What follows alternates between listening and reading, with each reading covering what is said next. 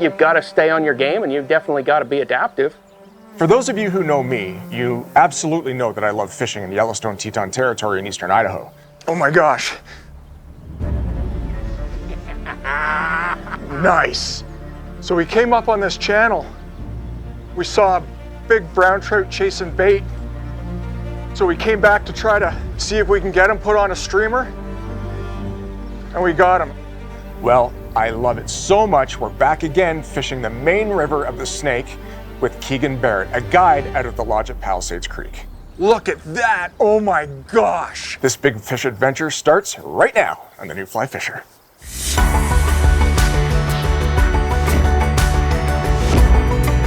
Ooh, that's a nice sized fish.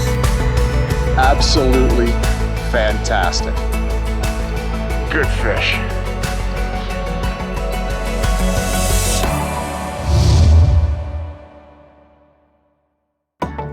The New Fly Fisher is supported by Visit Idaho,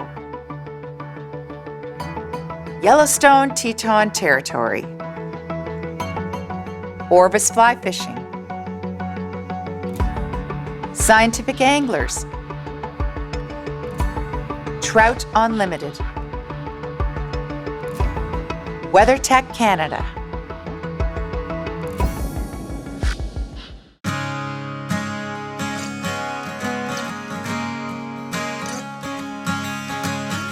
Welcome to the banks of the South Fork of the Snake River. Welcome to the lodge at Palisades Creek. Just downstream from Palisades Reservoir, this angling oasis is home to trout hunters from all over the world. Located in Irwin, Idaho, southeast of Swan Valley in Yellowstone Teton Territory, the lodge at Palisades Creek sits on over 20 acres with private cabins for all guests. This trip, we are staying at the A-frame, aptly called the South Fork House. With a cantilever deck over the South Fork of the Snake, this extremely well-appointed cabin is warm and welcoming. The lodge at Palisades Creek holds permits to guide the South Fork of the Snake River, a world-class excellent system that boasts over 5,000 fish per mile.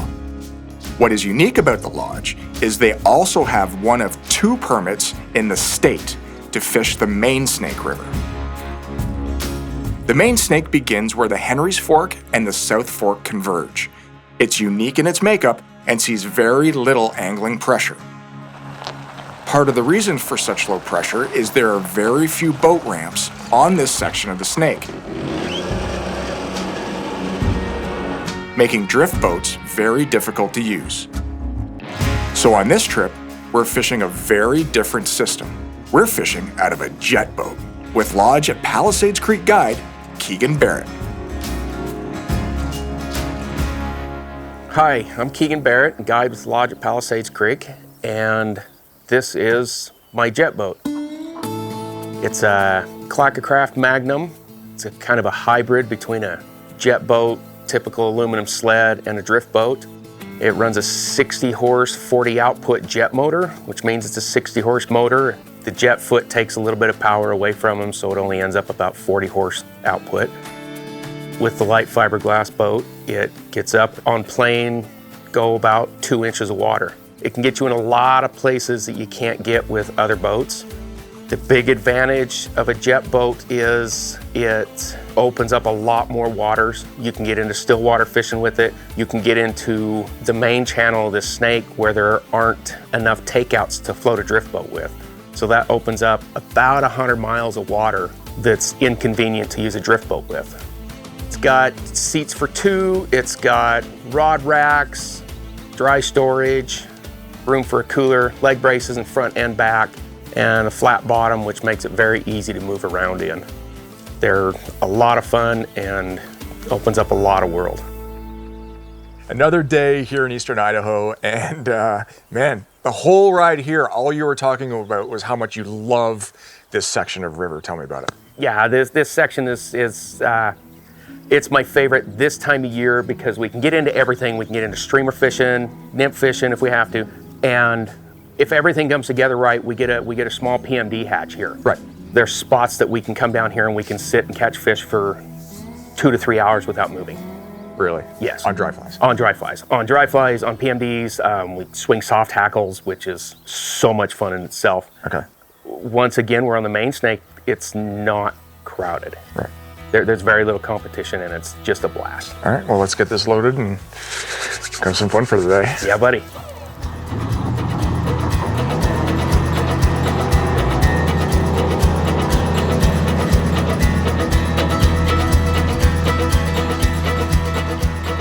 We set up at our first spot. Trico's on the water. We just might see some heads. This is perfect. Fishing from a jet boat is a unique experience and differs from that of a drift boat. With the anchor in the bow, you fish from the stern of the boat. There is ample room and the leg locks are forward enough anglers can decide whether or not to use them. In Keegan's jet boat, he is facing the stern, whereas in a regular drift boat, the guide generally faces the bow. You have to be mindful of tangles on the tiller handle, but all in all, it's quite roomy and offers the ability for forecast as well as backcast, left-handed or right. Though we did see a few fish taking tricos this morning, we just couldn't get close enough to them. As we moved in, they'd keep the same distance, pushing away from the boat. Totally fun. Totally frustrating.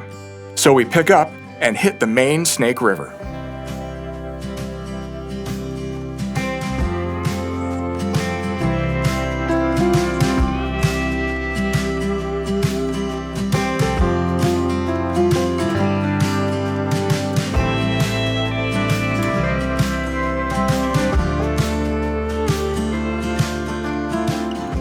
I like to throw it straight across the current here and let it swing down in through there and bring it back as well as what you're doing. Try to work both currents.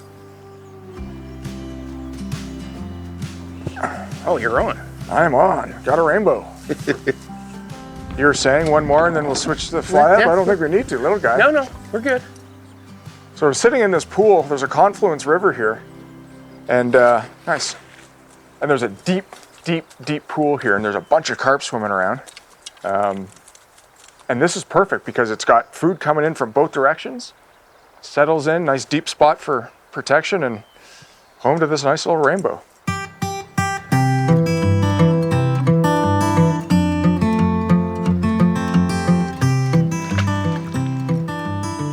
So what I'm doing is I'm just casting it out on the drop of this big hole. It's a barbell-eyed, little clouser looking fly. And then starting to strip back once I count it down. Rainbow. There we go, got him. I knew this place looked fishy, didn't it? I got a gravel bar, little slough in the back, some debris. Oh, he came off. Oh. Yeah, get it back there. There's gonna be another one in there. Damn, that was a good fish too. That was. Just before lunch, Keegan suggests we head downriver as the PMD hatch just might go off in a short while. So we pack up and get set to headhunt.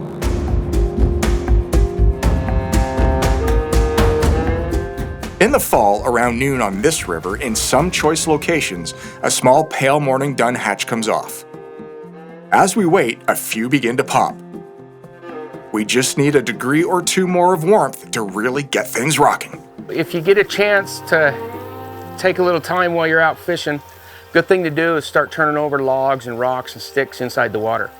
What that's going to do is that's going to tell you exactly the size and the color of the nymphs or the bug life that the fish are eating. So you can pick them up and just watch around and just pick them out and match your fly to what's in the environment that you're fishing. This is the reason why fish hang out where they're at. You know, on a short, shallow gravel bar like this, that's got a pour over or a dump off, a bucket on the edge of it, they're hanging there because under all these rocks, it's just this huge buffet of bug life. And as they break loose from the rocks, they flow down into the hole and the fish eat them. So Take some time to do that. It can make you a better fisherman and a better fly tyer.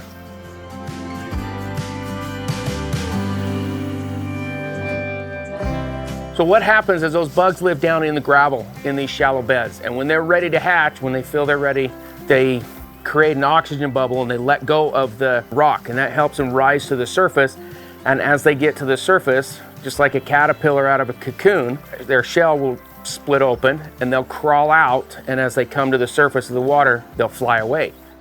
So because of that can't happen just instantly, there's a moment there where they're sitting at the surface of the water trying to hatch and come off and getting their wings unfolded, and so they can fly away. And the fish key in on that, and that's when they come in and they eat them. And so they'll stack up into these places just like this where we're at and eat till the bugs are done.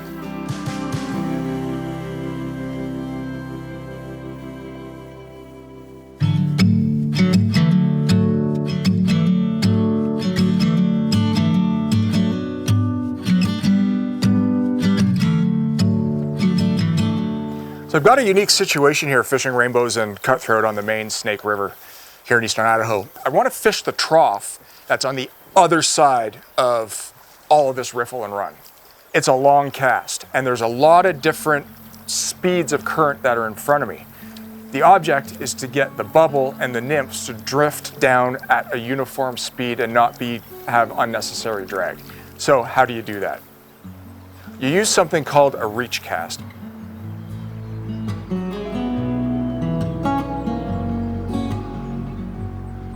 And what a reach cast is it's a cast that sets up your mend while the flies are still in the air. It takes a little bit of practice, but once you get it, it's a vital cast to be able to ensure that maybe you get 2, 3, 4 feet of a drag-free drift, or maybe it's enough that you can get a 12 or 15 or a hero drift in.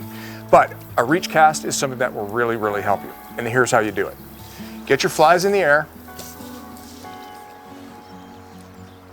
and just before you're about to present, reach with your fly line and your rod tip upstream. That puts a belly in the line and allows that rig system to drift down naturally. So again, get your flies in the air where you want to cast.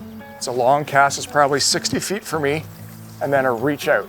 That gives me, that was a good one. That will probably give me, 25 or 30 feet of a drag-free drift. So a reach cast, when you need to get something at a long distance presented, it's one that can actually make you reach your target and catch fish.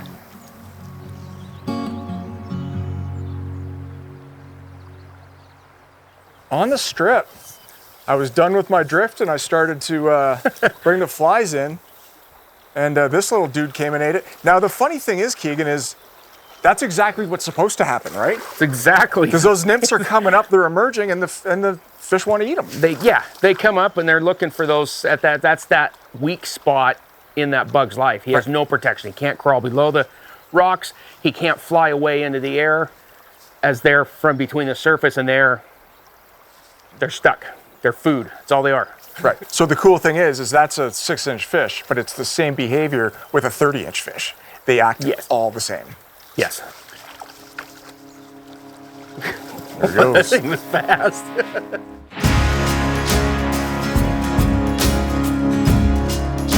The lodge at Palisades Creek is a very well-revered fishing lodge in Eastern Idaho.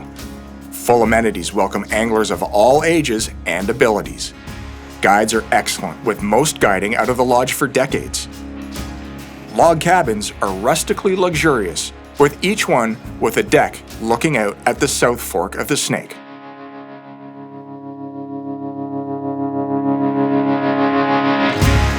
We're staying at the A-Frame, also known as the South Fork House. It's a large 2-bedroom, 2-bathroom cabin with a deck over the river.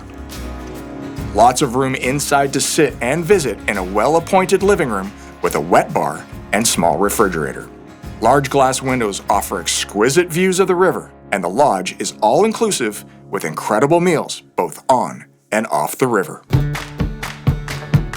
We didn't get those extra degrees of warmth we needed for the PMD hatch to go off, so we decided to switch things up and target river structure in search of fish. And boy, did that decision pay off. The challenge that I have in fishing this log jam is a couple of things. Now, I'm nymphing it, which means I've got 2, maximum 3 nymphs under an indicator. As you cast, your line, your bobber, and your nymphs are all going to be in a straight line. So you have to place your cast with the accuracy of your final nymph. You can't place your cast with the accuracy of your bobber, because if the indicator goes too close, the nymphs are going to hook up. It takes a little bit of practice, and one of the things that you can do is a slight sidearm cast where at the very end you pull the flies back and it whips the flies parallel to the structure movement. That's one thing you can do. The other thing is just go inch by inch in and try to get it as close as you can. Ultimately, the closer you can get it, the better chance you have of hooking up the fish that are living in there that will come out, dart out to eat your nymphs. So it takes a little bit of work, it takes a little bit of practice, but once you can get in the zone and you get really close, chances are if there's a fish in there, it's gonna eat. Nice Like fish. that. Look at that. So I've been waiting for these PMDs to go off after lunch. And the bugs seem to have really sort of died off, which is unfortunate. But we put the bubble rig back on, pulled this guy out of the log jam. Now, you do say, Keegan, that it's a quality game down here, isn't it? Yes, it's not necessarily, you know, having those 100 fish days are nearly unheard of. I'm not saying it can't happen, but more of these fish are bigger fish. That's the main thing about the biggest thing, the coolest thing about the Maine. Skier right to you. Nice stab. Great fish, man.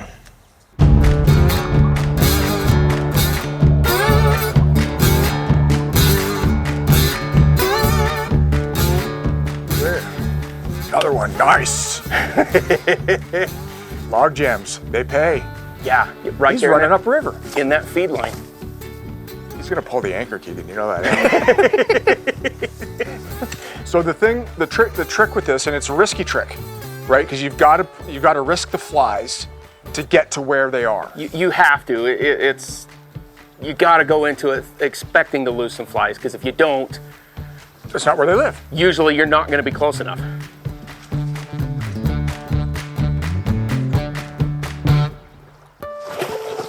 Nice grab.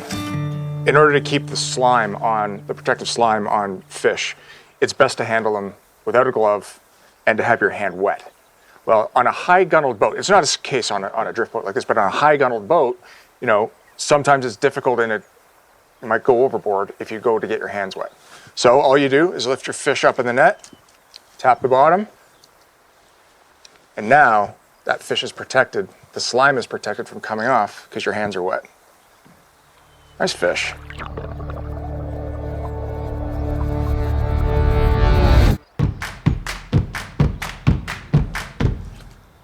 Ooh, that's a good fish too. Oh boy. Holy. Jeez. What the heck just happened? We want to run after him here?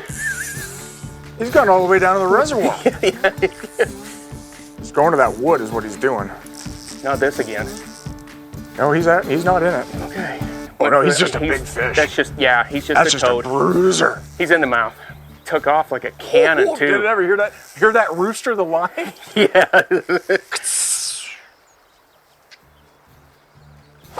Nice. Oh, what a fantastic fish. Are you kidding? Wild rainbow on the Snake River. Oh, what a stud. What a fantastic fish. Are you kidding me right now?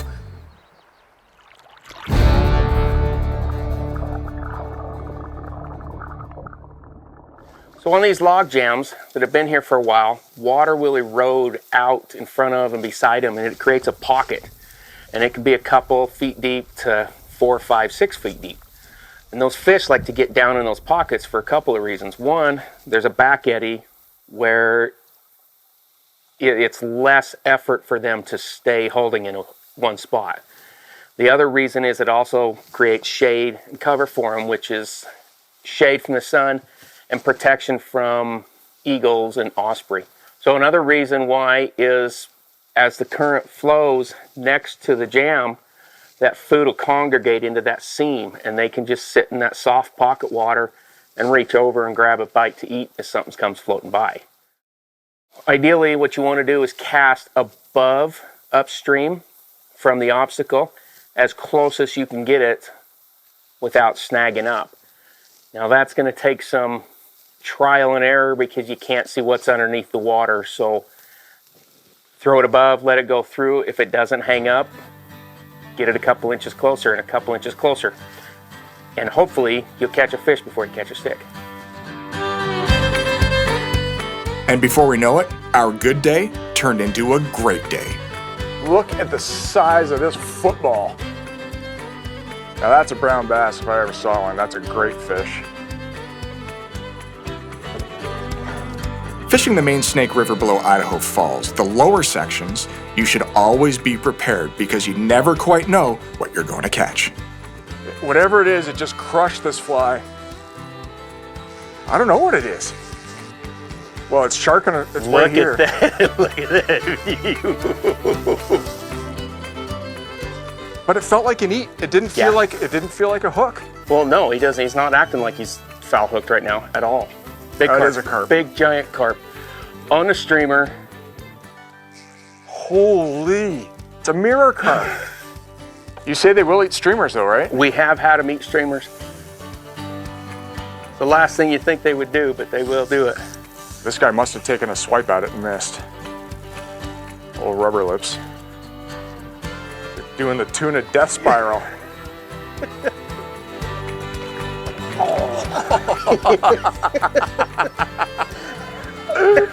Look at this. This That's is a way so to crazy. build a net. Oh, you know, we gotta bring the boat.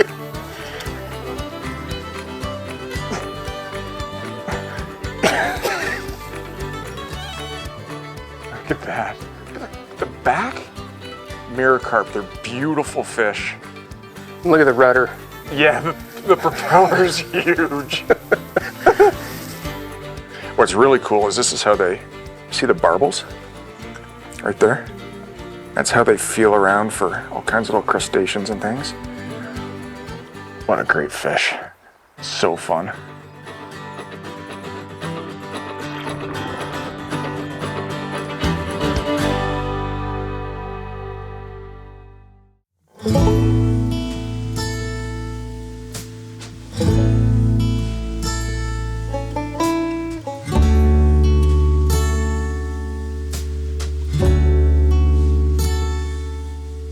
The next day, we decide to put in a little upstream on the Snake, just below the confluence of the Henry's Fork and the South Fork.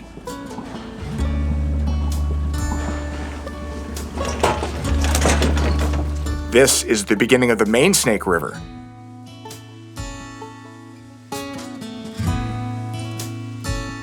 Today's objective? To target cutthroat and brown trout. We begin the day off throwing streamers for aggressive fish, and Keegan has some advice. So we're fishing these shallow flats right now. And up on the bank, it's real shallow and sometimes even as little as 6 inches deep. As it comes out at a shallow grade, there's a shelf somewhere along the line that'll drop off and make it a couple feet deeper. And if you throw it up onto the shallow and strip that back, give it a couple strips and pause, and a couple strips and pause, and get that lost look or injured look, makes them feel vulnerable to the fish, and they'll come up and they'll get it. A lot of the time they'll eat it on the dead drift. You'll pause and let it dead drift through there. They'll eat it then, or after you start stripping again, they think it's going to get away from them, so they'll take it then real hard. But they'll get up here and in these flats like that, these gravel bottoms, and chase the sculpins, getting ready to fatten up for winter for the cutthroats and the rainbows, or the browns are fattening up, getting ready for the spawn, because that's coming very soon. It's that time of year. Fish. That's a good one. Did we finally find a spot? We found a fish. Hey, We that found him. looks- So we've been fishing all morning, and haven't done anything, so we moved. And I've missed 2 fish, and Keegan just roped our first fish of the day. Good job, buddy. That's awesome. But this looks very productive. The great thing about this boat is that we can put this down, go to the far side of the bank, and go back up and do it again. Let's take a look at this fish.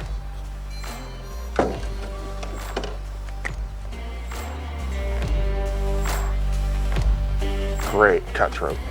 Perfect. Orange fins, spots concentrated towards the back of the fish. Pure red. Yeah. Very nice fish.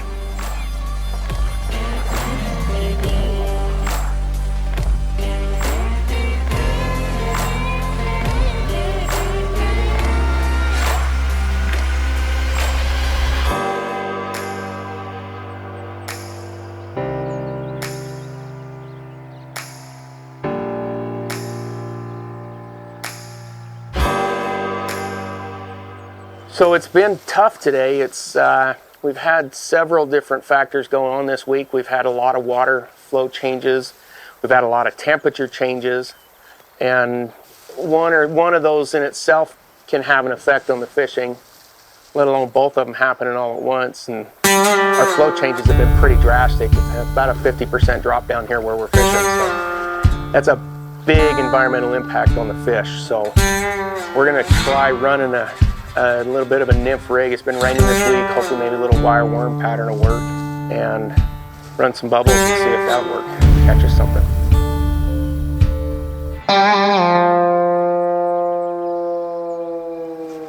Ooh, there's a fish. That looks like a decent one. Tell me it's a rainbow. It is a rainbow. It's a good rainbow. So we've had to adjust ourselves here. It's been a tough day. We've had to do something that, neither Keegan and I are massive fans of, but when you're not catching fish, you got to do something. So we put on a nymph rig, and it looks like it took the bullet at the bottom, Keegan. Yeah. Which is great. He just saw you and decided to run. And nymphing, I enjoy nymphing. Don't get me wrong, I like catching fish. Yeah. Right? So, but if this is the way you got to do it, this is the way you got to do it. Exactly. There's nothing wrong with it. No, there's not. It's just not my preferred And this is a way. fantastic rainbow. You were saying just before this fish ate that these fish are really colored up here along this mud bank. He looks like a little mini steelhead, to be honest with you. And now he's caught. He's hung up. So I'm gonna give him some slack. Yeah, he's hung up. You want to jump on the motor maybe? Yeah, let's do that.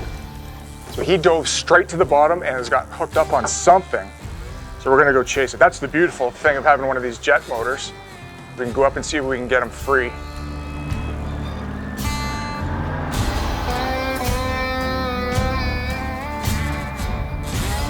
I was just gonna say, we got some debris coming up.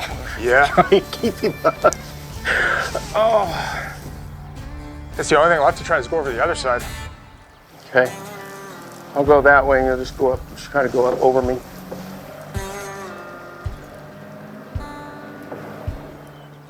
It's never happened to me before. I wish I could say. It happens down in this type of water, it happens all the time because it's such a Debris filled. Yeah, everything that you're seeing out in here Is down below. is down below us too. Oh, I got him. He's free. Yes! Yes! Yeah, he's off now. Oh! He gets to the surface and comes loose. Oh! That's all right. We know where they're at now. That was exciting. I've never had that happen to me before, but he makes a good point, Keegan does, that the stuff that you see here along the shoreline and, when the water's low is the stuff that's actually on the bottom. So, Yeah, this whole river for 30 miles is riddled just like this. Right. All over, and this is only just a small fraction of what, Right. yeah, the whole riverbank looks like. They're at the bottom. Well, the good news is that the nymph came off, which means the fish is not hung up No, in the he's not. tree. So he's good. There we go. That's a fish. Another one. Same exact area, spot. right? Exact same spot. Yep. Right off that debris field. And it took that bottom, that big heavy tungsten, that bead again. Yeah, Another good fish. Silver one, this one. yeah. You guys know the program. You're taking me back into that debris field, aren't you? That's a good one, Keegan. Oh, you mean dirty. Oh, there we go. Okay, I got fish. Oh, pretty fish, man. See what I mean? The pink on them? Yeah. It's just, it's cool. They're kind of, it's pretty intense down those fish down here. That's a beautiful fish. Afternoon beauty. Look at the white tips on its fins, hey, Keegan? So distinct. Just gorgeous.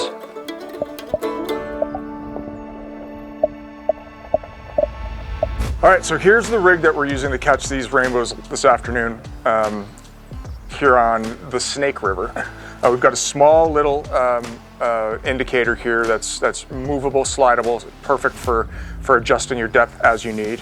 We've got probably 6 feet of leader material to our first fly, which is like a pink head, looks almost like a Prince Nymph. Little nymphy kind of thing. It's got some flash in it and some, you know, that pink head that is supposed to be so attractive. And then this is the one that's doing it. It's a big brass-headed quill, a bullet with green and a little bit of a tail.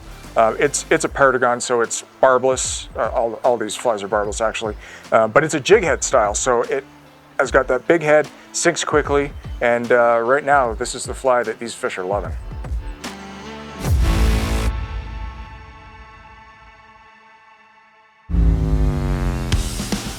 Equipment for this main Snake River adventure in Yellowstone Teton territory out of the lodge at Palisades Creek is as follows. We were wielding 5 and 6 weight 9-foot fly rods with matching 5 and 6 weight forward floating lines for the indicator rig, and 5 and 6 weight intermediate lines for our streamers. Leader material was a 12-foot 3X tapered leader for indicators and a 4-foot 0X leader for streamers.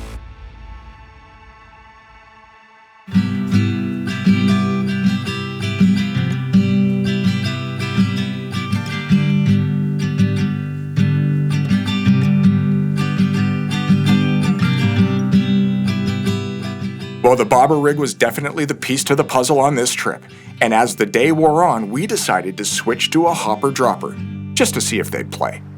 There's a fish. Hey. So we changed up our rig once again to a hopper dropper, and we pulled this rainbow off a piece of V structure, and I learned a lesson on that other one, man. You got to watch for debris downstream. But that was funny. The hopper didn't even go under; it just paused, right? Uh-huh. Yeah, you gotta, that's another reason. I think it's a brown trout. It is a brown. Nice. Nice fish. There you go. So when things are slow, make the decision, make the switch. Yeah, don't To be nymphing, proud. don't be proud of. Yeah. It's a good problem to have. Here, I'll grab that if you want to jump on the oars. All right, so take a look at this brownie. Fly is out. That bullet seems to be doing the trick. Look at that. Beautiful fish. Not a giant, but you know what? On slow days, I'll take these all day long. Yeah, absolutely. Huh. Kind of a hunchback on him. Yeah, he's fixing to grow big. Yeah.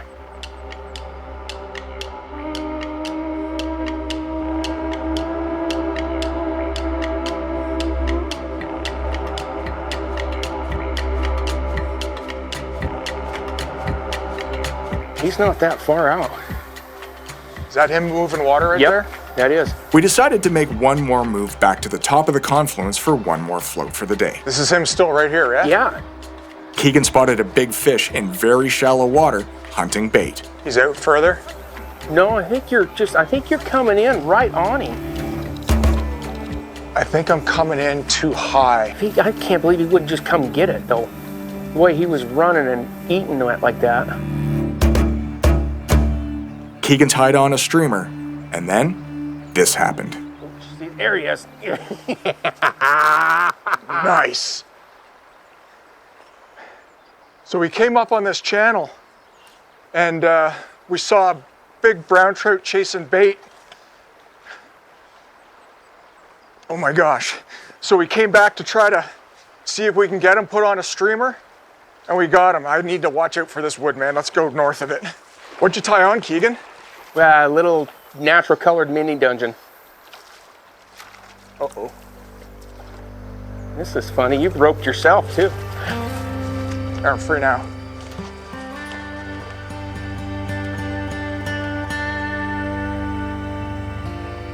And we saw this fish going crazy, chasing bait. No, he's gonna net him. Yes! We saw this fish going crazy, chasing bait over here, and put on a streamer, and he came and ate it. He actually ate it. Look at that, oh my gosh. Can I give you that? Absolutely. What an absolute thrill. You ready? Take a look at this. How long can we bide our time for dreams we never planned? Yeah, brown trout on a streamer, sight casting, perfect. When the sky said the winter time is coming on, and you cry to see a shadow, babe, is growing long across the lawn, another song.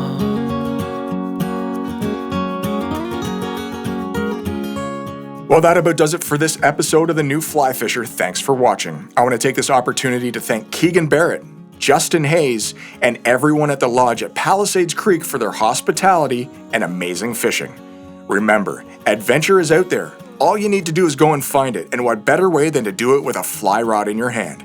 For more on the show, check us out at thenewflyfisher.com. For everyone here at The New Fly Fisher, thanks for watching. My name's Mark Melnyk, and hopefully one day we'll see you in the great rivers of Yellowstone Teton Territory in Eastern Idaho. The New Fly Fisher is supported by Visit Idaho, Yellowstone Teton Territory, Orvis Fly Fishing, Scientific Anglers, Trout Unlimited, WeatherTech Canada,